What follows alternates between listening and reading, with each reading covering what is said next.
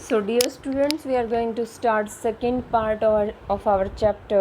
The chapter is the shepherd's treasure. Treasure means khajana, money. These are the points which are taken from the story. So we'll start from here. Though still tired, the king decided to depart the next morning. हालांकि राजा थका हुआ था, फिर भी उसने अगली morning जाने के लिए सोचा.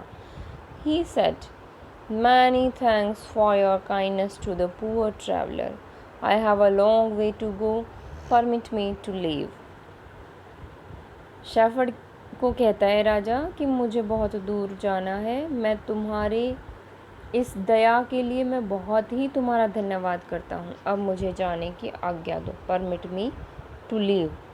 Looking straight into the eyes of his guest, the shepherd replied, "Thank you, Your Majesty, for paying me the compliment of a visit."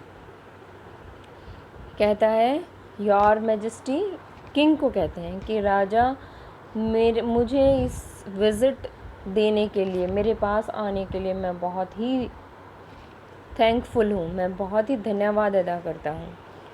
The king was astonished as well as pleased. The king was surprised. How he know I'm a king? And pleased also, because he was happy. He is indeed very wise. The king thought, he thought to himself. The king thought that this shepherd is also very wise. I need people like him to work for me. मुझे इस तरह के लोगों की ज़रूरत है मेरे लिए काम करने की. And the king appointed this humble shepherd the governor of a small district. और छोटे से डिस्ट्रिक्ट का उसको गवर्नर बना देता है. दो ही रोज टू पावर, क्योंकि अब उसके हाथ में पावर आ गई थी. And dignity, dignity means respect, dignity means respect. The shepherd remained as humble as ever. उतना ही काइंड रहता है जितना पहले था. People loved and honoured him for his wisdom, sympathy and goodness. लोग उसकी इंटेलिजेंस के लिए, उसकी सिंपैथी होती है सहानुभूति. लाइक जब लोग कोई दुखी होता है और कोई उसका दुख बंटवाने के लिए आ जाता है, तो जो बंटवाने आता है वो सिंपैथी दिखा रहा है. एंड गुडनेस, और उसकी अच्छाई के लिए लोग उसे प्यार करते हैं, उसे सम्मान देते हैं. He was kind and just to one and all. He was kind, kind means दयालु, and just to one and all means justice करता है हर एक के साथ. And his fame as a fair and wise governor soon spread throughout the country.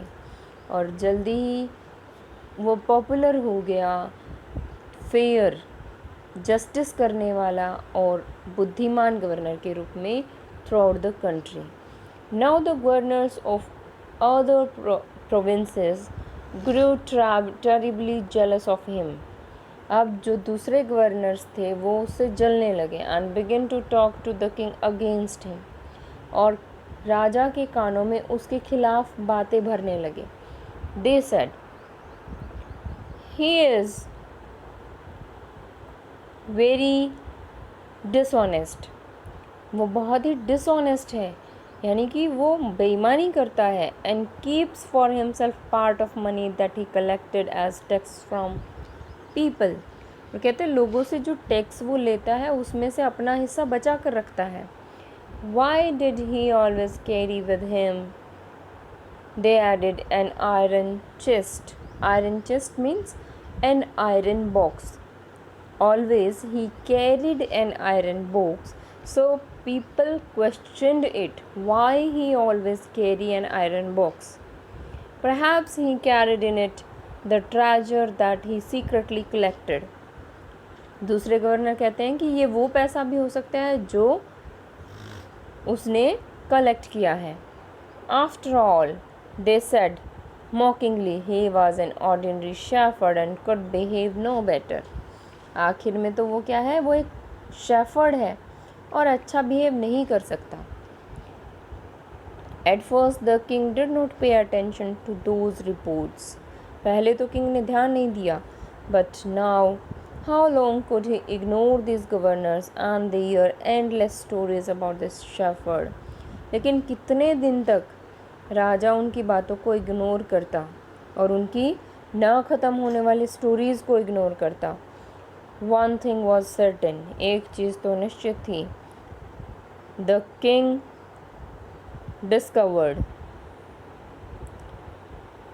wanted to discover. उसने ये बात ढूंढ ली थी. The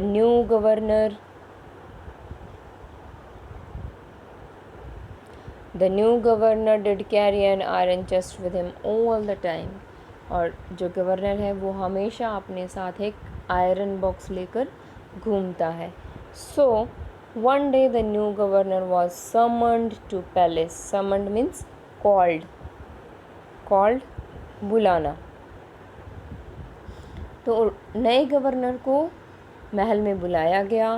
He came riding on his camel. और अपने कैमल पे बैठ के वो आता है. And to everyone's delight, the famous iron chest was fastened securely behind him on the camel back. और सारे कैमल की बैक पे जो चेस्ट बंधा हुआ था उसको देखकर खुश हो जाते हैं क्योंकि उन्होंने उसे पकड़ना था कि क्या चोरी करता है. So we'll continue it in the next video.